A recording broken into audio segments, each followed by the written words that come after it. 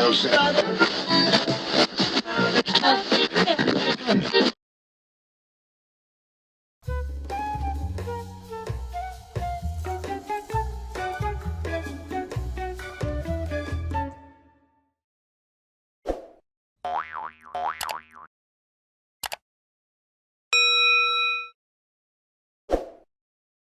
everyone, thanks for joining me again. Today we're in lovely Junee, so sit back and enjoy the adventure.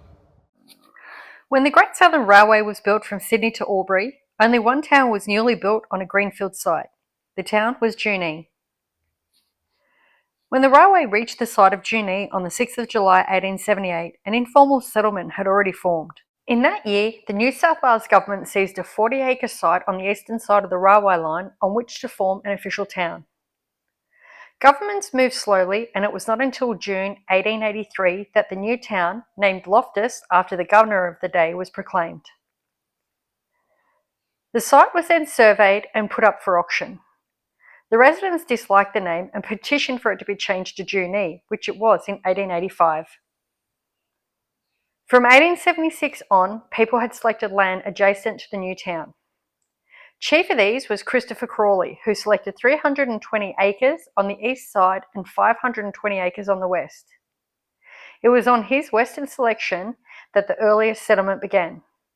However, as Crawley was very reluctant to sell land, preferring to lease, two others leapt into the breach. George Dobbins opened his development on the southern east of town in 1881, and Thomas Hammond opened his on the opposite side of the line in 1883. They were only too happy to sell, and here the early town grew fast. The division by the rail line into east side and west side had already begun and is perpetuated today, with even new development on each side of the tracks. The post office was originally part of the railway station, but when business became too great for that site, a new double-storey building was constructed on the present site in 1888. It was a narrow, double-storey building without a veranda, having a small columned porch over the entrance. It comprised the centre third of the present post office. In 1898, extensions were built to both sides of the original building, together with the present veranda with its large cast iron columns, cast locally at Coho and Walster's Pioneer Foundry. There is a nameplate on one column. A balcony which once graced the upper floor was removed around 1960.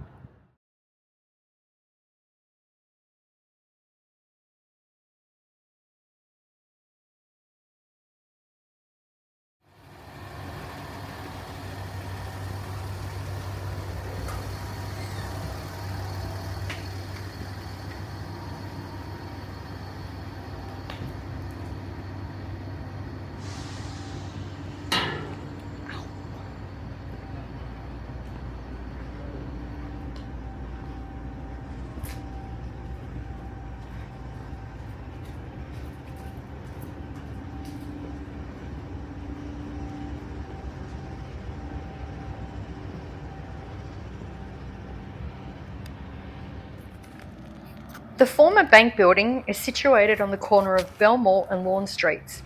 It was originally built as the State Savings Bank of New South Wales. This single-storey building, consisting of the banking chamber, was completed in 1914 in the Neo-Georgian style. After the failure of the bank under the Jack Lang government, the building closed. The building was enlarged in 1938 by adding a second-storey residence with further extensions to the southern side. It has now been converted into a handsome private residence.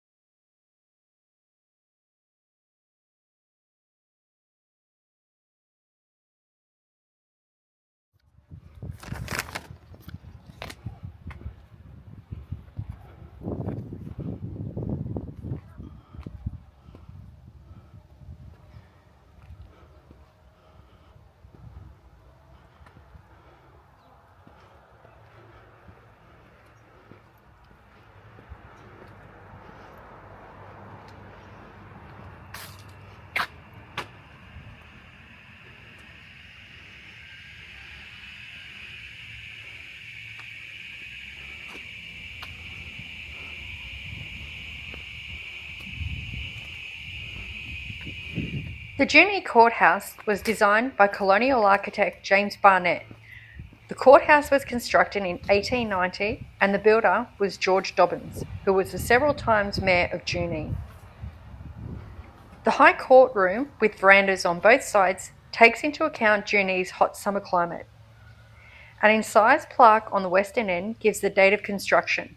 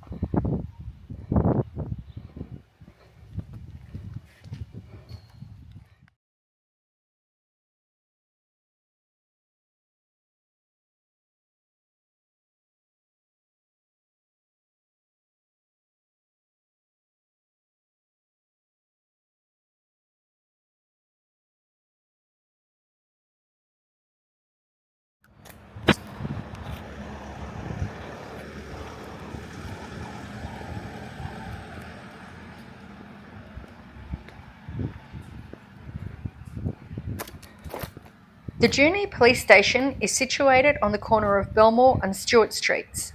The date of construction is not known, but this building, together with the sergeant's residence facing Lawn Street, were well established by 1896. So they were probably designed by the colonial architect at much the same time as the courthouse. The large arched window to the front gable and timber detailing to the veranda are prominent decorative features.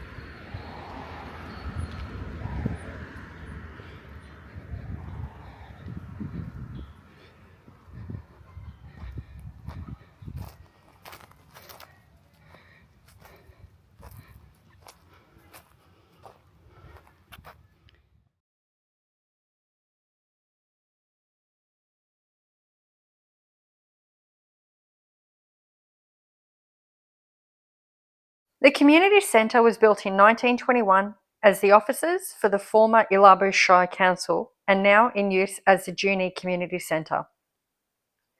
Although a much later building, its large curved windows echo the police station across the road.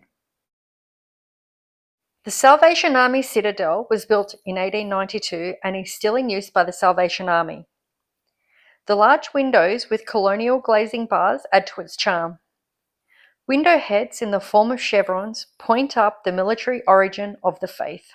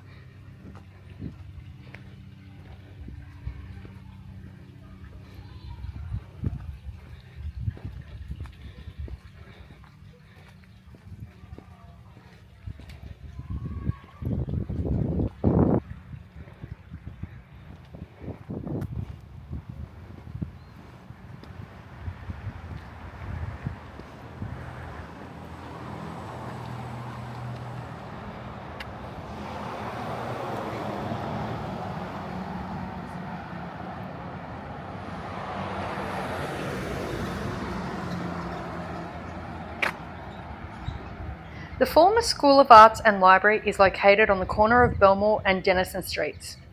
Built largely by public subscription in 1903 to designs by Wagga architect W.J. Monks, this is a charming small building in the Beaux Art style, with an Arcadia loggia across the front entrance. The decorative plasterwork should be noted, together with the cast iron balustrading from the Pioneer Foundry in Junee. The fence was formerly the balustrade of the railway restaurant rooms in 1885. In 1916, the Railways Institute Library was established in this building, and in 1920, the Institute purchased the building, and it later became a medical centre and is now used for offices. Belmore Manor is located at 30 Belmore Street. This terrace of two houses, built in 1886, is a similar design to Maud Terrace in Lisgar Street, and it was badly damaged by fire around 1930. Dr. Ronald Cuttle, then a local GP, bought the building and, after extensive alterations and additions, opened it as Cromer Private Hospital. After ceasing to operate as a hospital in the late 1940s, it became a private hotel. By 2000, the building was derelict but had been restored, and with addition of a delightful period garden, it now operates as Belmore Manor Bed and Breakfast. Maud Terrace is located at 43, 45, 47 and 49 Lisgar Street. George Dobbins, a developer, entrepreneur and builder, constructed this terrace in 1886 as his residence and as a letting opportunity, calling it after his daughter. The central pediment gives the name and date of the building, while the flowery, cast-iron balustrade gives a note of faded charm. The building is now derelict and likely to be demolished.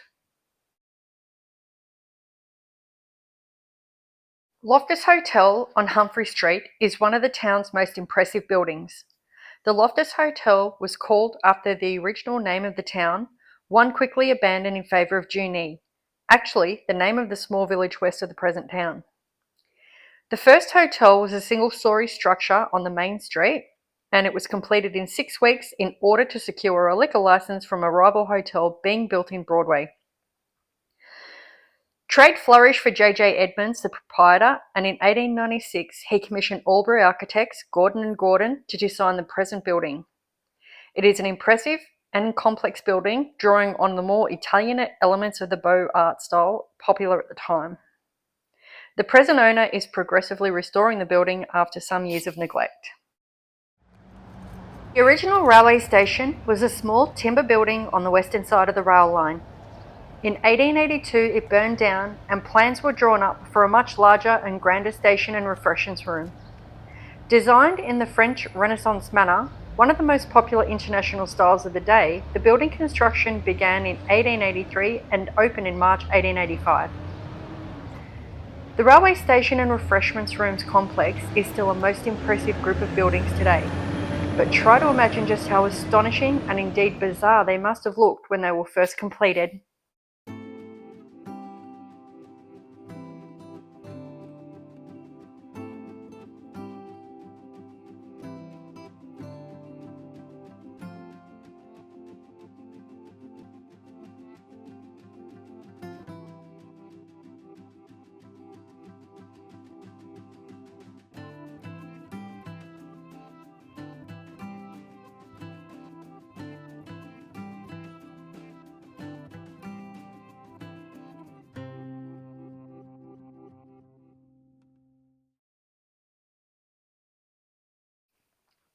The Broadway Hotel, originally called the Royal Hotel, established in 1885, is a single-storied structure with a veranda.